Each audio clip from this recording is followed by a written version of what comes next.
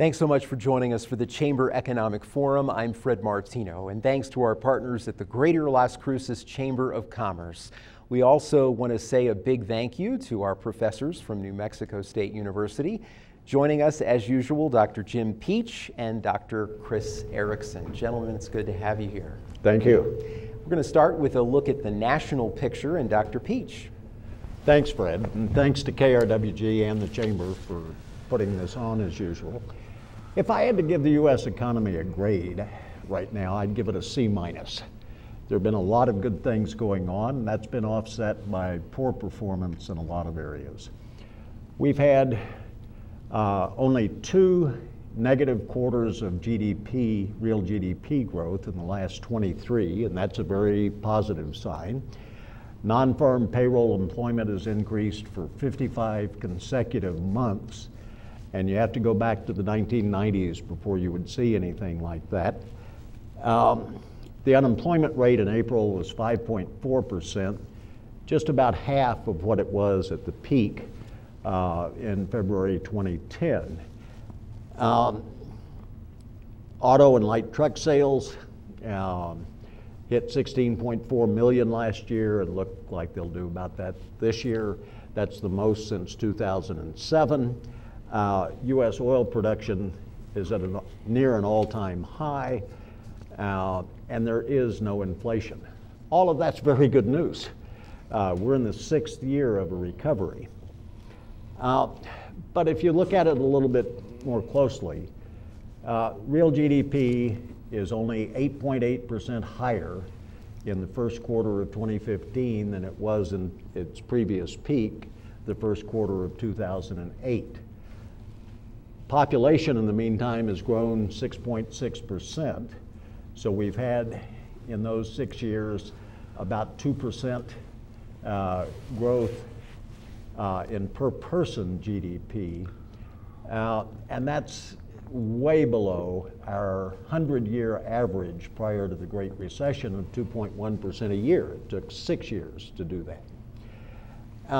Median household income in 2013, the last year that we have data available, is 8% lower than it was in 2007, and 8.8% lower than it was in 1999, its previous peak in real terms.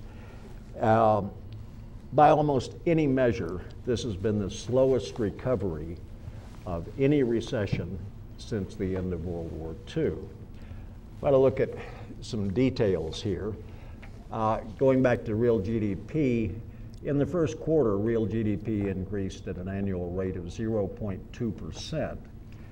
And that's much, much lower than people had expected, and that's likely to be a negative number when the revisions come out next month, or later this month actually. Maybe minus 0.2 or 0.3%. We're not likely to have as strong a rebound as we did in 2014. The first quarter of 2014 was also very weak, followed by some really strong quarters in the U.S. economy. That's not likely to happen this time. We've got low oil prices, we've got a very strong dollar, and both of those things are going to subtract from GDP. Non-farm payroll employment increased by 223,000 in April after a revision to the March figure that brought that one down to 85,000. During the first 4 months of 2015, we've averaged 194,000 new jobs, and that's well below the 2014 average of 260,000 jobs. Some strong sectors, though, this time were construction, professional and business services, and of course, healthcare. Healthcare has grown throughout the recession. The weak sectors, as you might expect, were oil and gas, especially oil and gas extraction. Manufacturing was just about flat, that increased by 1,000 jobs in the nation. And wholesale trade was down about 4,000 jobs. Okay. Non-farm employment was only up 2% since its previous peak in January of 08. 2% in over 6 years.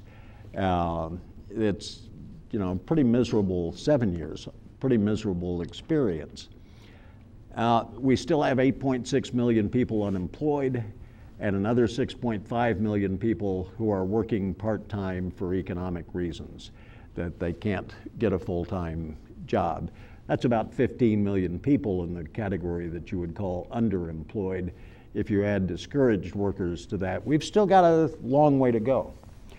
Retail sales were flat in April and had been essentially flat since December on a percentage basis.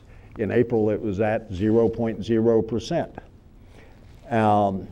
In only 0.9% increase since April of 2014, and if you exclude automobiles from that, it was 0.0% year over year. Automobile sales have been one of the few bright spots. Another one has been food and drinking places. We seem to like to eat and drink a lot. That has been up 8.5% in the retail sales category. It's a kind of a leading sector. Maybe with lower gasoline prices, we're going out to drink a little bit more, or maybe to eat a little bit more. Inflation. There is no inflation. Same thing we reported the last time we did this. The GDP deflator increased by about 1.4% last year. The CPI is not doing anything, neither is the producer price index. There is no sign of inflation. The oil and gas sector is something that we ought to mention. And oil prices this week are sitting at about $60, well above their low earlier in the year of about $45. That's for West Texas Intermediate. That's still off from last year's high of about $100 a barrel. And as long as that continues, we're going to see some continued pressure on the oil and gas sector. There are some firms that claim that they can drill at $60 oil and make money, but nationally, we've lost nearly 1,000 rigs, active oil rigs in the last year. We're down to 888 rigs, and eventually that will impact production. The odd thing is, if prices go back up, it's pretty easy to turn production on again, and we'll be back in the same old kind of oversupply situation that we were. It's kind of a catch-22. The U.S. economy has a number of challenges going on in both the short term and the long term. The short term, of course, is what will the Fed do? Will it raise interest rates? How is it going to get rid of its huge balance sheet? We now have $2.7 trillion in excess reserves in the system, and that's about 1,000 times more than the 20-year average before the recession started. And to get out of that, I have some sympathy for Janet Yellen and the Fed because there is no precedent for this. So we've got that. Okay. I think I'm being signaled on time. Is that right? Thank you, Dr. Peach. We'll have much more as the hour continues. And you said a C- for the U.S. economy. That's how you started. That's pretty low. I mean, usually I hear a lot more wonderful news from you, but you're saying a C-. That's not a very good report card. It could be a D+. Okay, it could be a D+. All right, that's even worse. Dr. Erickson has the regional and state picture for us. What is it? Is it a C- for the region and the state, or is it worse? Well, you know, it's, by the way, I apologize. Thank you to the Chamber for having me, and I apologize for my little bit of a scratchy voice. The good news is I like to hear myself talk, so I'm happy to be here even though I have a little bit of a scratchy voice. And the answer to your question is that while the U.S. economy is slowing, New Mexico is doing better than it had been doing. And so while we're still lagging the national economy, which means that we should probably be getting a grade lower than C-, I think because of improvement, we get to be graded up to a C. Employment growth in New Mexico is running around 1.6%. That is below the national average, and it's something we need to worry about. The other thing that I've noted here recently is that a lot of the growth we have in our area here is associated with the Union Pacific intermodal transportation depot down the southern part of the county. And that depot has the advantage of having a special commercial zone that allows for overweight trucks. And that's a very clever thing for New Mexico to do, because that allows trucks that would be legal on Mexican roads to come into the United States and deliver to the intermodal, the Union Pacific Intermodal Terminal. And that has generated about 600 jobs since it was first initiated. That's what the estimate is by the State Department of Economic Development. However, at the same time, we've seen a hemorrhaging in our county of manufacturing jobs. And so even though that intermodal terminal is generating a lot of jobs here locally, it has not stemmed the decline of manufacturing jobs. Now, what is leading to that decline in manufacturing jobs? It's very hard to put a set reason to that. We're declining more rapidly than the state. We're declining more rapidly than national numbers. It is probably relates to the fact that we are very close to the border here, and it is possible for companies to move across the border and do their manufacturing on the Mexican side of the border, and that's very attractive. That's very attractive here. And so companies that might have located here to do manufacturing instead are choosing to locate just a few miles across the border. The reason why this is particularly, now, and again, I don't want to say that that's the reason in all cases. I'm saying that seems to be the one thing you can identify that's different about our community versus other communities. And in part, it's the success of our efforts at building up border infrastructure that makes it easier for people to move back and forth across the border. And now the reason why manufacturing jobs are particularly questioned is because of the fact that manufacturing jobs are base jobs. They allow us to generate knock-on jobs that are in total more stimulant to the economy than, say, a job in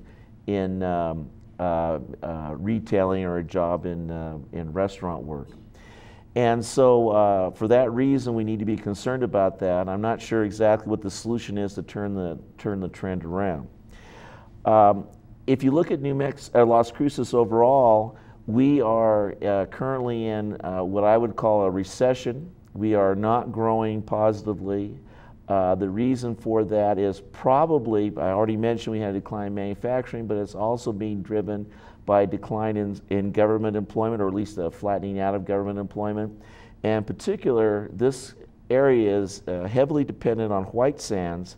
And while white sands is not necessarily declined, it's not growing at the pace it has been historically. This slowdown in the growth of jobs in Las Cruces has had a fairly strong knock-on effect to construction activity. And if you talk to contractors in our community, they are not very positive. They are worried about the fact that we are not seeing the kind of growth in housing starts and the kind of growth in construction in Las Cruces that is common in other parts of the country right now. Now I suspect as we go forward, in fact, I'll go so far as to predict, well, I think I've said it before on here, you never make a prediction that can be verified in less than 10 years, because if you're right, you can remind people, and if you're wrong, everyone will have forgotten. But I'll make a prediction here. I predict that the construction trades will begin to turn around, and start to improve. And the reason for that is not so much because we're going to see a change in the, well, let me say we still are going to have problems with federal spending, but I think those impact of federal spending on employment will have worked its way through the economy by this time a year from now. So I'll try to remember to bring up what I said today a year from now, or maybe I won't, depending on whether I'm right or wrong. But Fred, you can do that, right? You'll remember to bring it up, won't you? Absolutely. We'll look at tape. Thank you.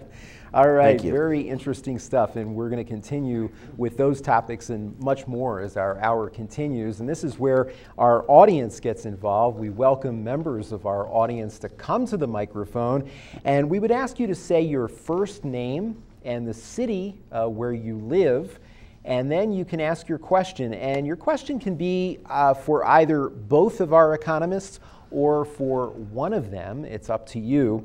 As we wait for our first audience question, Dr. Erickson, I want to look at a couple of figures in your business outlook that are very interesting. We're going to start with the fastest growing industries in Las Cruces. And you hinted at this in terms of the growth of Union Pacific. And the fact that this may not be a surprise looking at this graphic with the fastest growing industries. Now, this is from March 14 to March 15, so year-over-year growth. Transportation and warehousing was up sharply, 11.1%. Wholesale trade up 9.1%.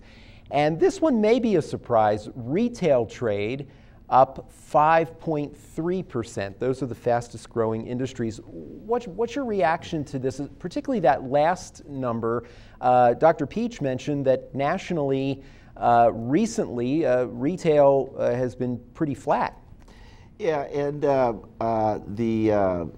it's sometimes hard to identify what is driving these kind of increases, but I think what you can see is that there's a reasonable strength in the retail sector of our economy.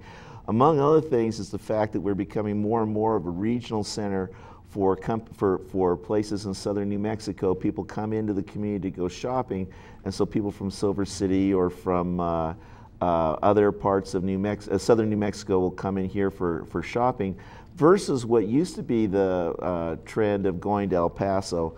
And I think that's been a long-term trend that we've seen a reasonable increase in retailing in the community. All right, and now we have our first audience question. We welcome Bill Allen, the president of the Greater Las Cruces Chamber. Hi, Bill. Hey, Fred. How are you? I'm great. How you doing? Doing great. Thank you to you and KRWG for having us again and allowing us to be part of this, I think, really important information share. Thank you. Dr. Erickson, you mentioned Union Pacific as kind of a bright spot right now. If you look out maybe 2 or 3 years, how do you see the impact of the new College of Osteopathic Medicine and perhaps Spaceport, assuming Virgin Galactic starts to fly here in another year? How do you think those are going to impact our local economy? Yeah, those are excellent questions, and particularly the Spaceport as we move forward is likely to be something that can generate revenue. I'm going to let Jim talk about it a little bit more, as he was the author of the article on that. And now I'm escaping. What was the second part of the question? BCom. What? The College of Medicine. Oh, that's right. Thank you. As I mentioned, I've got a little bit of a cold, so you can tell I'm a little stuffy here, a little confused. It's okay. My wife says I'm confused most of the time. In any case, the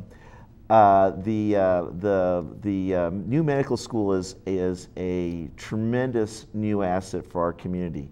I know that President Carruthers was instrumental in getting that started here in the community. And I don't like, next time I see him, I'll say something unpleasant to him. But for right now, I'll say that I think he gets a lot of praise for getting that going and getting it set up. It is going to be, I think, a major source of growth in our community, not only because of the school and the students that come here, but also because of the kind of research that's often associated with medical school, the kind of businesses that are often spun off from medical schools. I think this is going to be a real positive for our community. And then, Jim, I'll let you talk about the Spaceport a little bit. Well, I wish I could be more optimistic about the spaceport. I actually think it'll be 4 or 5 years before Virgin flies out of here. The crash of Spaceship Two has set them back a long ways, and I don't think there's any way to rush that process. They've got to have a safe vehicle before they can take passengers up. I know I wouldn't want to get on the first one a year from now, maybe 5 years from now. I wouldn't mind, but they just can't rush that process. So I think it's going to be a while on the spaceport. Okay. I want to take a look at the flip side, and that is the slowest growing industries in Las Cruces. And these industries are actually retracting. They're not growing at all. They're actually getting smaller, at least between March of 2014 and March of this year. This comes from the Business Outlook Dr. Erickson provided to us, and he talked about this briefly. These are pretty stunning numbers and very disappointing because, of course, these are higher paying industries: manufacturing, construction and natural resources, and business services, all dropping in Las Cruces. And that last one, business services, is particularly surprising perhaps because in New Mexico overall it was one of the fastest growing industries, up by about 4%, while it's down by about 4% in Las Cruces. Dr. Erickson, what's going on there? Well, you know, that's a relatively small sector, and sometimes you can see fairly major changes that are in such a small sector that might be associated with just a few businesses. So I'm going to guess that that's what's going on. But you are right that these are well-paying jobs that we seem to be losing here. Now, in Las Cruces, we run at about 80% of the national average in terms of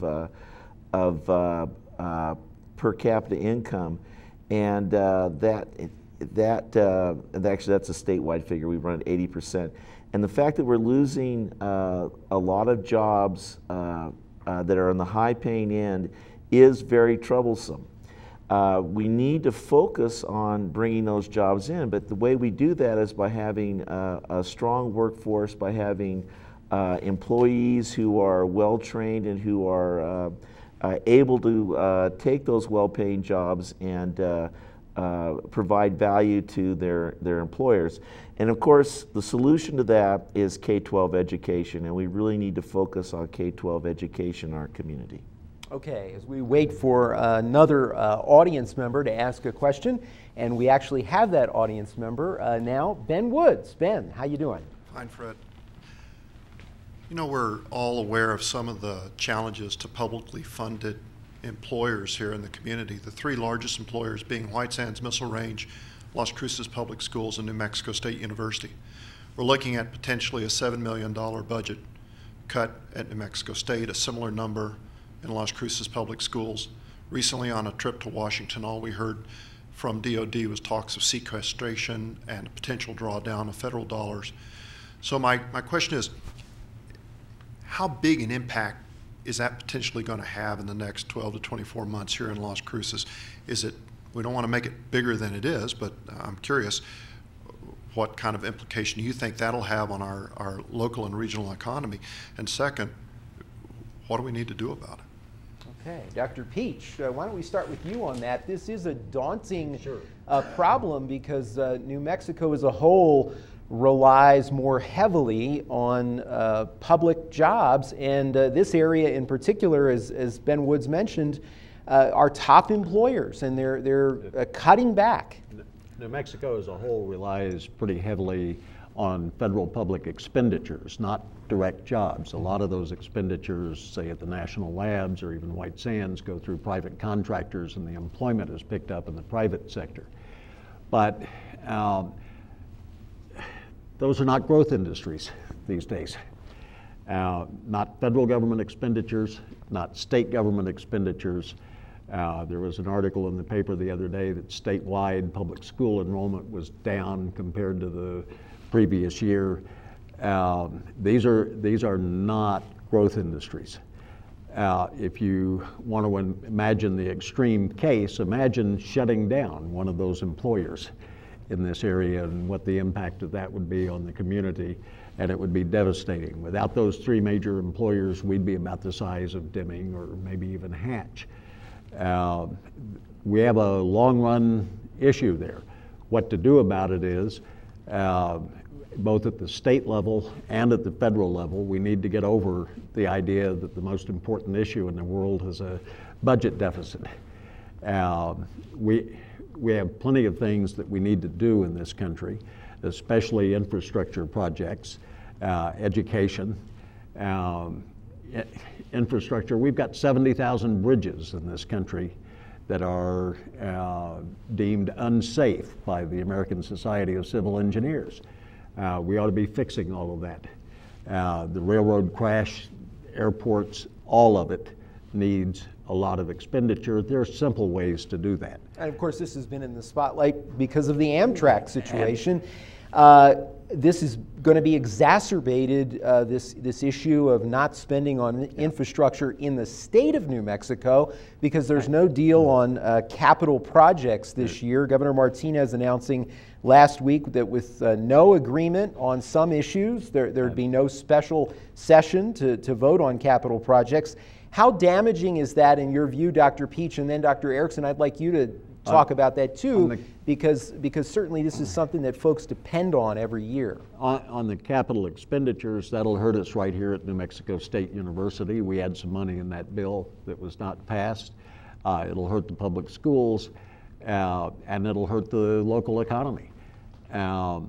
I'm not as confident as the press seems to be that there won't be a deal on that. I know the governor says no, and the Senate says we're not making a deal on tax cuts in order to get capital outlays through, but there's so much pressure to get that done.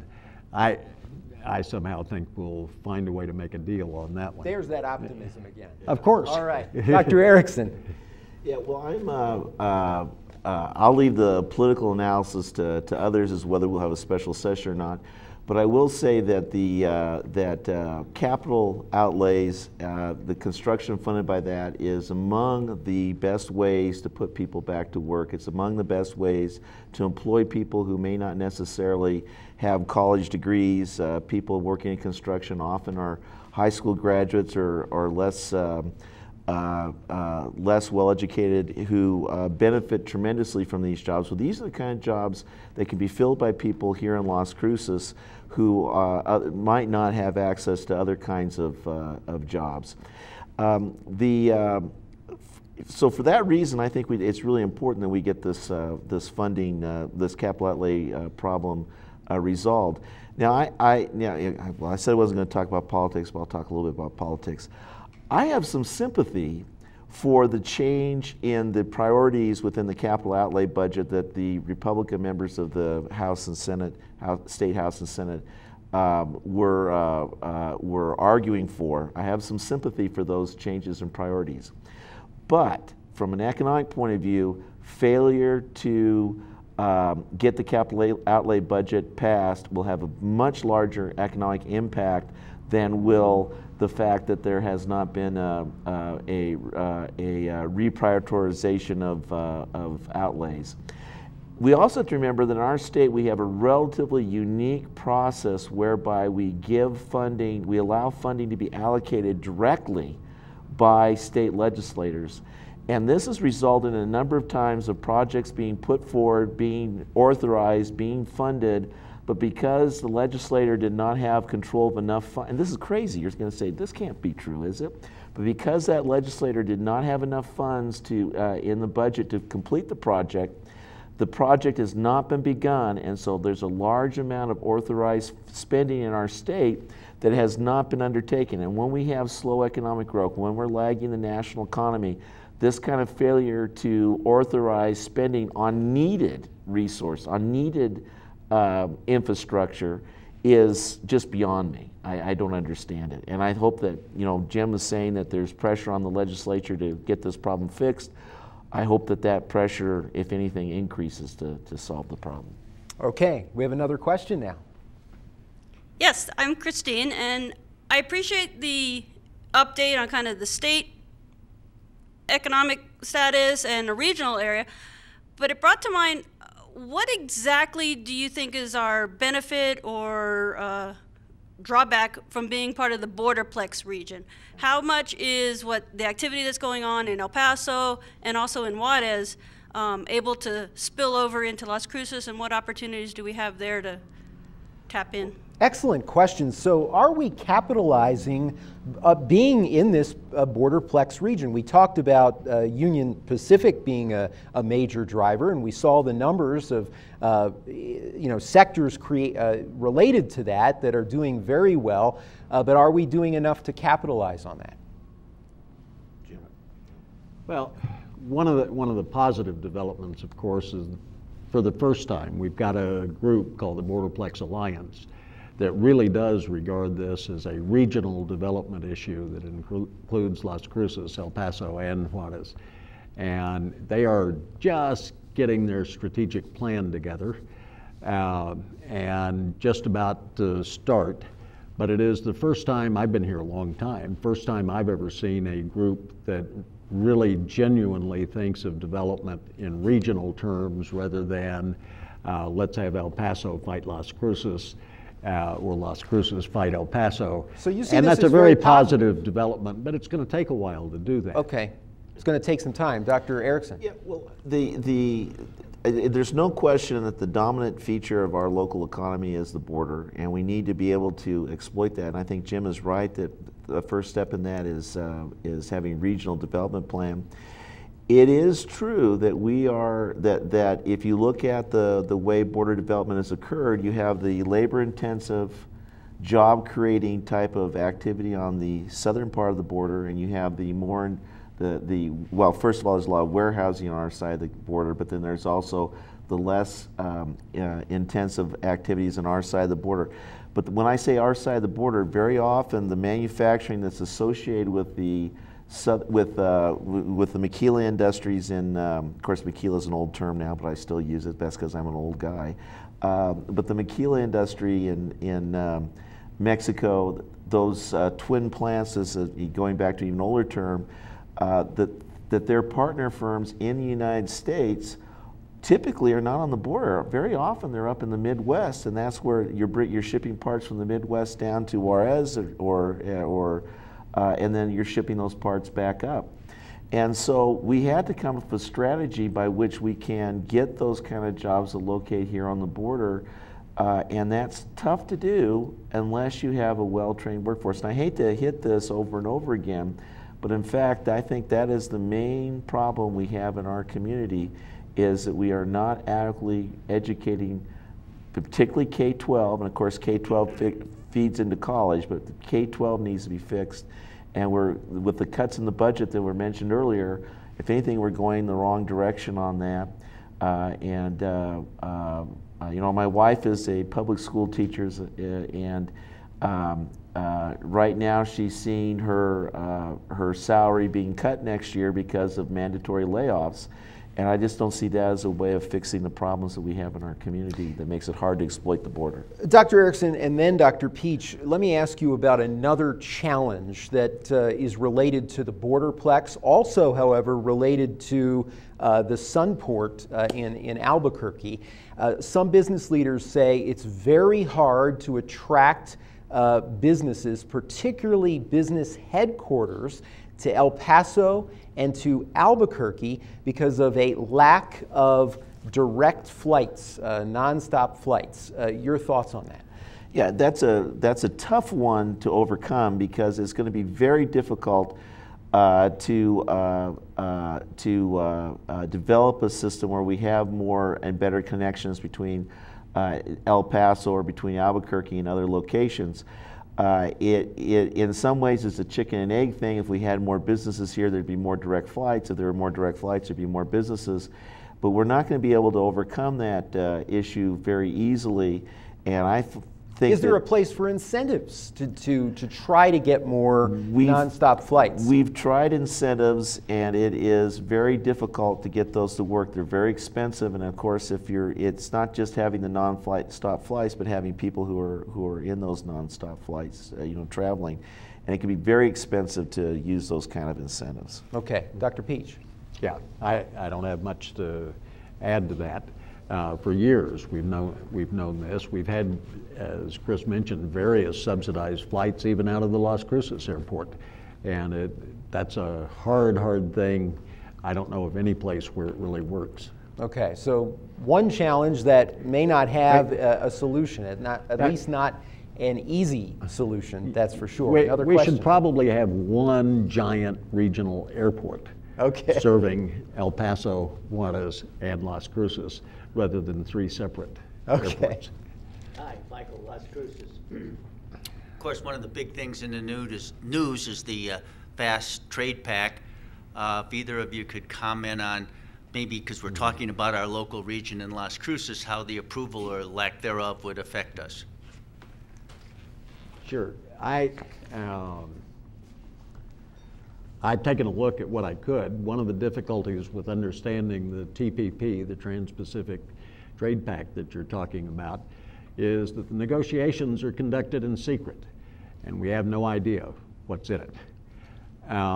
Just as the negotiations of NAFTA 20 years ago, a little more than 20 years ago now, were conducted in secret.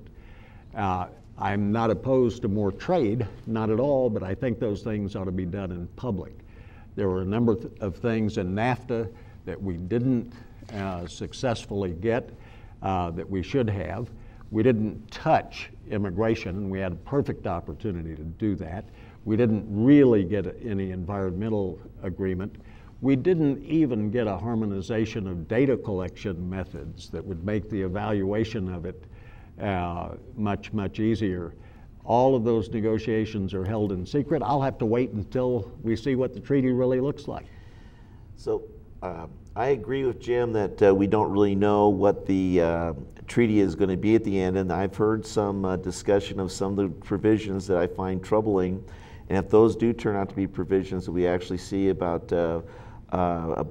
rules by which different countries or corporations can challenge companies' internal laws, and that would be troublesome for me if that is in there, as it's been indicated, but I don't know if it is. However, I want to take a little bit of a different comment here, which is in general. One of the things that economists agree on more than just about anything else, even if you had, we always hear about on the one hand, on the other hand from economists, even if you had a 3-armed economist, they agree on free trade. That if you increase trade that is almost a voluntary trade where people are trading with each other voluntarily, that allows us to specialize more, that allows us to be more productive. It increases competition, which helps consumers, and it is just really a positive. So while I'm going to say that I'm not sure about this particular agreement because I don't know the internal details to it, if it does in fact move towards freer trade, then I think that'd be a net positive. If I can add one more little thing here, we don't negotiate free trade agreements. We don't have any. NAFTA was a document that is 2,000 pages long, and those 2,000 pages contain what? Exceptions to free trade. That's what those 2,000 pages are about. This one is with 11 countries. It's likely to exceed the length of NAFTA. Free is the wrong word to associate with this. Maybe managed trade deals, but there's nothing free about this. It is not the classic textbook argument about free trade. And can I add that Jim Peach is the only person I know personally who has actually read NAFTA from start to finish. Okay, a little levity to talk about that issue. It's all in the execution. Dr. Erickson, I want to ask you about education. You talk about this very passionately on a pretty regular basis during these forums, that education, K-12 and higher ed, are keys to economic development. All the more reason why I have to bring this up. The National Student Clearinghouse Research Center reported this past week that New Mexico had the largest one-year drop in college enrollment in the country at 8.3%. National average was less than 2%, 1.9%. 8.3% drop in enrollment. What do you make of this, and can that be turned around? Yeah, I think that a lot of what's driving that is the fact that we have a lot of uncertainty about the lottery scholarship. That people are concerned that they're not going to get the lottery scholarship benefits that they were hoping to get.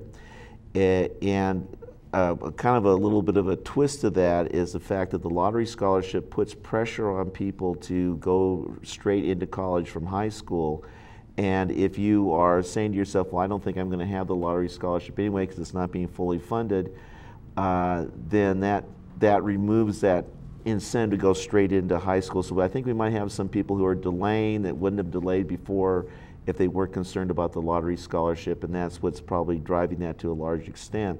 If uncertainty is a big part of this, what do you make of this idea of guaranteeing tuition rates if you graduate in 4 years? A lot of states are doing this, and it's something that's moving forward as well in New Mexico. I think it's an excellent idea. It's a great way of allowing people to plan their college education. The idea being that your tuition would not be raised for the 4 years that you are in college.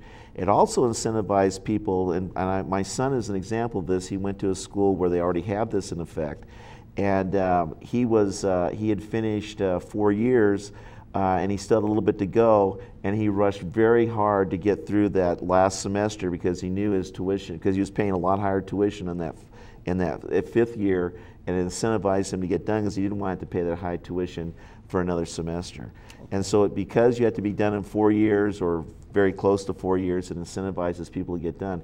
And one of the things we really need to do in New Mexico is get people in and out, because the longer they stay in college, the more debt they run up, and the less likely they are to ultimately graduate. Yeah, I mean, and the 4-year graduation rates are surprisingly low. It's at 6 years where you get closer to that, about half of the students graduating. So another education issue here as we wait for another audience question. A recent Legislative Finance Committee report found that New Mexico is having trouble retaining teachers due to low pay. Sometimes the differences are very large. For instance, Las Cruces Public Schools starting teacher pay is $34,000. El Paso Independent School District, $44,000, $10,000 more. Dr. Peach, looking at that, we all know supply and demand. We don't have to be an economist to understand that one.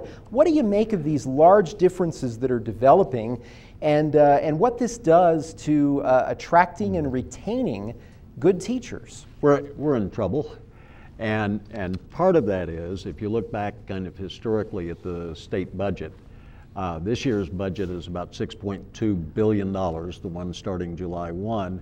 That's just about the same as it was in fiscal year 08, 7 years ago. In real terms, it's about 10% less. So in terms of inflation-adjusted dollars, we're spending a lot less.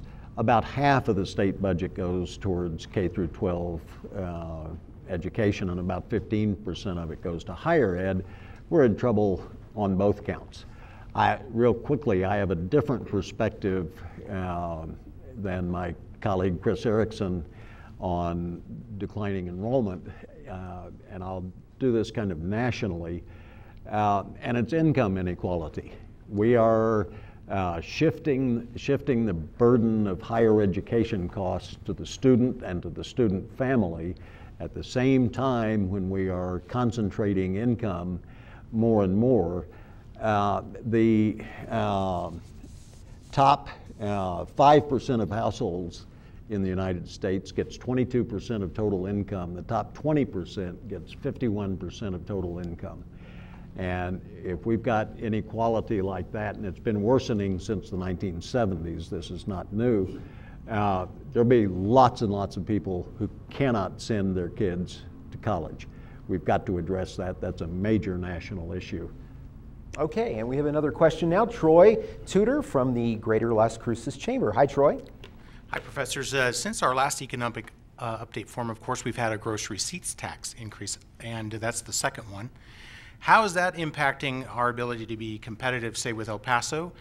since it's a gross receipts tax versus a sales tax, and then also how does it affect us to be competitive with other counties in New Mexico? Well, personally, I think the gross receipts tax is better than sales tax because it's more broad-based, and that makes it less likely to distort the economy. Excuse me. I also, that I think is actually a positive for New Mexico and our community. The problem, though, with higher sales tax in our community, it's going to reduce sales slightly, but I'm not sure that it would reduce it enough to be measurable by the data. It's not that much of an increase compared to other things, and then you have to take into account the fact that we have a lower property tax than El Paso, which then corresponds to lower prices from property tax, and so I'm not sure it's going to have a huge impact. I wouldn't say it'd be zero, but it will be close to, perhaps unmeasurable, perhaps below the accuracy of the data, so we wouldn't be able to pick it up. You want to add anything on that, Dr. Peach? The gross receipts tax going up in Doña Ana County? I agree with him there. Number one, it's been too soon to have any data to even try to evaluate it. And there's enough noise in the data from month to month and even year to year that I doubt we'll ever be able to detect the effect of the recent increase. Okay. It's just a non-issue. All right. As we wait for another audience question, I want to ask you, and we'll start with Dr. Peach, on something that may be coming down the pike here. Dr. Peach, you mentioned the fact that inflation is very low right now. I know over the last number of years, the traditional measure of inflation is somewhere around 2% a year nationally. However, there's a possibility of a much larger increase for many people in the Las Cruces viewing area, a 9% increase in residential electric rates being proposed by El Paso Electric. Your thoughts on this and the possible effect on the area when folks are struggling economically to pay what is a required expense for most people who have electric service. Yeah. That's always a nuisance, but it's also not a major issue.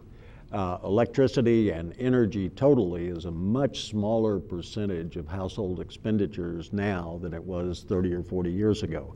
It's a very small percentage of total expenditures. And a 9% increase is a 9% increase. It's going to happen elsewhere. The P&M is also considering an increase. The utilities have a really, really serious problem. They have to build plant so that we have the capacity that when we flip the switch, the lights come on. And under changing demand conditions and under changing relative prices of fuels. And that's a very, very difficult kind of thing. And they're trying to recoup some of what they put into plant and equipment, including solar, where the marginal cost there's no fuel cost on solar. The marginal cost is essentially zero. It's delivery and billing costs. But that's going to happen, not only here, but elsewhere. And it's not going to upset things too much. You mentioned P&M. P&M's request for a rate hike was unanimously rejected by the Public Regulation Commission. And you mentioned solar, and there's a tie-in there. P&M, of course, was proposing a fee to be placed on folks who had solar panels on their roofs to generate their own electricity, or elsewhere. Sometimes those panels are elsewhere on the property. What do you make of that? Oh, I think eventually P&M's going to get what they want. And the whole solar thing, in New Mexico we have a requirement that by 2020 that 20% of electricity, retail sales of electricity in the state be generated by renewables. And the capital costs of doing that are high. And so they're going to need more money. It's What do going you to say- happen. What do you say to folks who argue that we should be incentivizing folks to put solar panels on their roof as opposed to charging them a fee on their electric bill? Both at the state level, the state one I think just expired, but we've had tax credits of various sorts, and it would not, in the past, it would not have paid almost any household to put in solar panels without the tax credits. We're subsidizing that. The cost of solar panels is dropping like a rock, so there may be a point very, very soon when solar panels are competitive on a kilowatt-hour basis with other forms of electricity, but that's not quite the case yet. Okay, Dr. Erickson, you want to weigh in on this? Yeah, well, I agree more or less with what Jim says. I'm not familiar with the details of the El Paso Electric proposal to be able to comment on it specifically. But I will say that in general, businesses, when they're looking to relocate, look at the total cost of doing business in a community. And that total cost includes training employees, that total cost includes utilities, that total cost includes a number of other factors, transportation, and what have you. And their goal is, of course, to have the lowest cost possible so as to maximize their profits. And raising utility rates above what they might be in other communities is not a good way to attract people into the community. And of course, we were talking a little bit earlier about gross receipts tax. And again, gross receipts tax, I don't think the increase we were talking about is terribly significant, but it all adds up. And if we increase the cost of doing business, that is not good for our community. Now, it's also not good for our community, as Jim was mentioning, to have power failures. That's much worse than an insecure energy supply is much worse than having a little bit of increase in the rates. So without knowing the details, I hope that we need a well-run, efficient electrical system if we're going to get people into our community. Okay, and we all remember 2011 and the freeze and brownouts occurring. We have another question from Ben Woods. Hi, Ben. Thank you. We're about to enter another presidential election cycle. And I'm just curious if you think there's certain elements of the economy that are impacted by these presidential elections, and if there's things that we should be looking for that might be clues to the future. Well, first let me say I have not yet chosen a candidate to support. What I'm saying is very generic. I'm very concerned about the level of what is sometimes referred to as crony capitalism that we're starting to see in our economy, where you see special benefits going to particular groups that really aren't justified by any kind of economic rationale, that it's strictly a function of political power. And we see this on both the Democrat and the Republican side. So the solution of that is hard to know. Of course, the influence of money in politics is well documented. It is important that we look at people who are interested in limiting government. And limiting government doesn't mean no government. It means spending things on the right things. So, for example, we were talking about earlier about infrastructure expenditure. Well, infrastructure expenditure, either it is or it isn't a good investment, and I think most experts believe that we are underinvesting in infrastructure. So we need that kind of investment, but at the same time, we don't need the special kind of benefits that go to corporations or go to labor unions or other special interest groups, and I'm very concerned about that. Something to watch, and as we get closer to the election, you can check out where candidates are getting their money online at opensecrets.org. Dr. Peach, real quickly, are there industries more affected by the presidential winner, as Ben Woods was asking? I think there are three critical issues that all candidates will do their best to avoid in both parties. Number one, immigration. We've got to do something about our antiquated immigration laws. If the Pew Foundation estimates are correct, there are 12 million people illegally in the United States. We've got to do something about that, and it's got to be done humanely. Number two, and people on both sides of the political aisle would agree, our tax system is antiquated and that it hurts the economy, and we need to do something major tax reform, and I'm not talking about a change in the tax rate. I'm talking about the thousands and thousands of pages that are in the IRS code that help you determine what income is, whether you're an individual or a business. The third thing that affects business, and even the Chamber of Commerce is endorsing massive expenditures on infrastructure. It is beginning to hurt that we can't get goods and services, much less people, from one place to another because of the horrible state of our transportation infrastructure. I could go on, but I don't think there's a candidate out there who's going to address those. Those are three major problems, plus inequality. Goodness, you want to take that on? Be glad to spend an hour on that one. With that, we'll have to do another show for that. One final graphic before we go. Young people are really hurting in the economy, and this takes us back to the beginning. Jim Peach giving us a C- nationally on the economy. Take a look at underemployment. This is folks who want to work full-time, but they're working part-time. And take a look at this. This also includes folks who've been looking for a job for a year, but then they've given up in the last month.